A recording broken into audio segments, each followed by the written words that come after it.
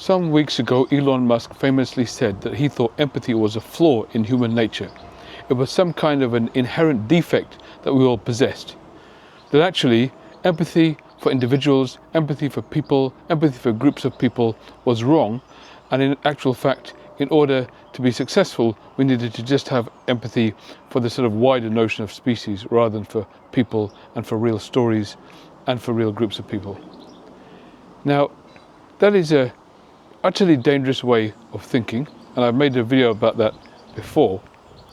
And what I did mention on that occasion is the fact that Darwin actually talked about how empathy was one of our greatest assets. The way in which we possess empathy means that we are able to organize ourselves. It means we are able to look out for each other. And as a result of that, we are able to survive and thrive more as a species. Now, if you want an abject lesson in how deadly it can be when you lack empathy, you need to look no further than Gaza and Netanyahu and his government's attitude towards it and what they're doing there.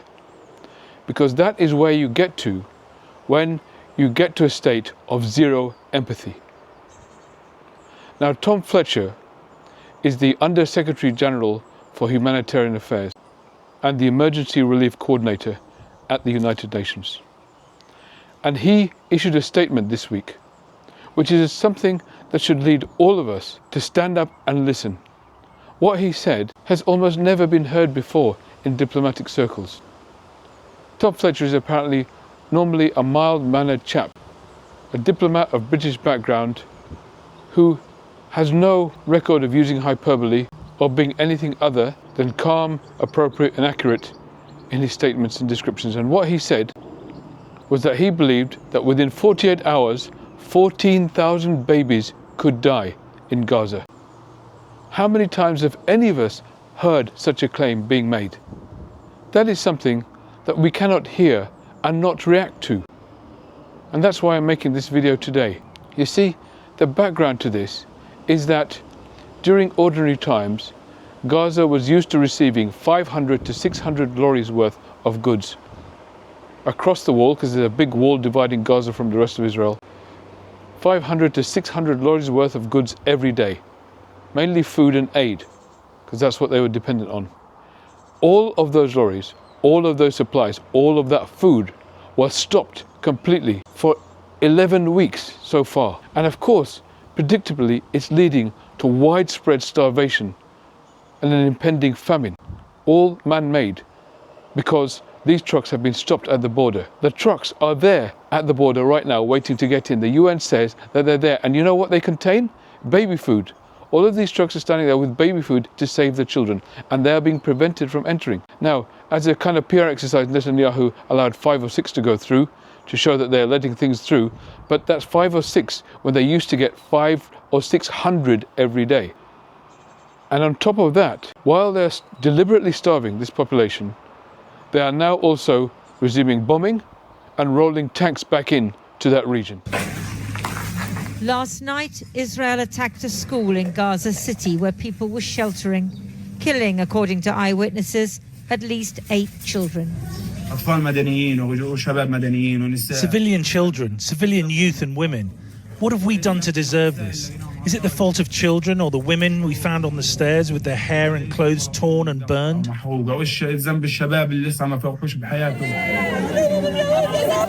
At last, the cries of grieving women in Gaza are being heard in capitals across the world. Today, even those who like to call themselves friends of Israel are speaking out. This is why world leaders now, certainly European leaders, have been making strong statements against Israel, cutting off trade ties as the UK is now doing, and insisting they reverse course. But of course there is no sign of them doing that. They claim that they are attacking Hamas, but Hamas are not these babies. Hamas won't do anything with baby food, and most of the people there in Gaza are actually protesting against Hamas. Not only are they not part of them, they are opposed to them. In Gaza in recent days, people have been marching against Hamas. The Palestinians of Gaza now seemingly backed by some of Israel's allies, need this conflict to come to an end. Because if not now, when? Now, why is this happening? Well, Benjamin Netanyahu is currently also appearing in court for charges of corruption. Of course, while he remains Prime Minister, there's a limit to where that can go and to whether or not he can be prosecuted. The only way he remains as Prime Minister is by maintaining his coalition, and his coalition includes some very far-right politicians. Politicians who have actively and expressly articulated that they want to wipe all Palestinians out of Gaza completely. In other words, ethnic cleansing. And in order to maintain his coalition, he is having to act in alignment with their views. And of course, it evidently doesn't bother him how many babies or children he kills, because at the end of the day, his priority is to stay in power and stay out of jail.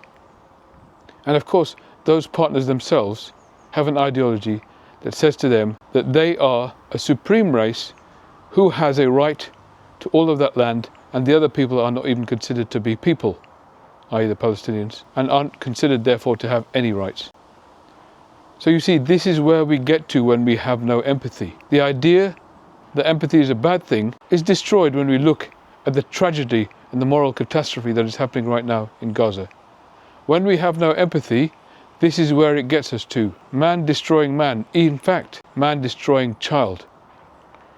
It is when we have no empathy that man actually becomes the most dangerous of all species on this planet. I hope you liked the video. I hope you also can join me with more of my content that I'm aiming to make over the coming months and years. You see, this time around, what we're experiencing in this administration is a global trauma, and the people going through it have been asking, how can we support ourselves? How can we learn and grow and share together through this process? So I've started to write a series of ebooks.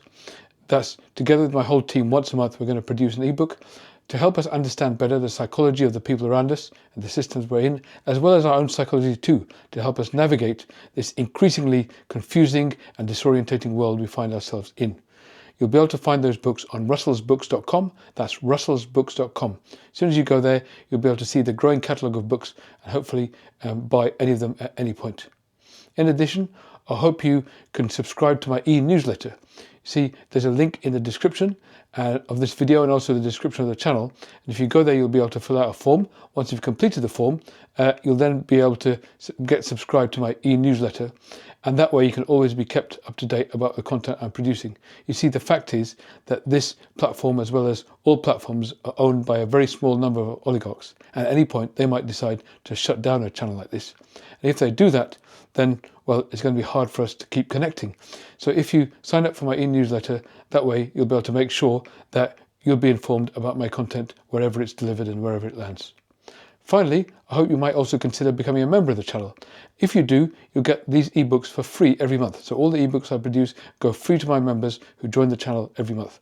Also, you can get priority response to comments, and there's also a members-only chat page for higher-level members that we engage in regularly to sort of learn, share, and support one another. As I say, this is a difficult time, it's a traumatic time in history, so many of us need support from each other. I'm hoping each of these things can help all of us create a better tomorrow together. Thank you.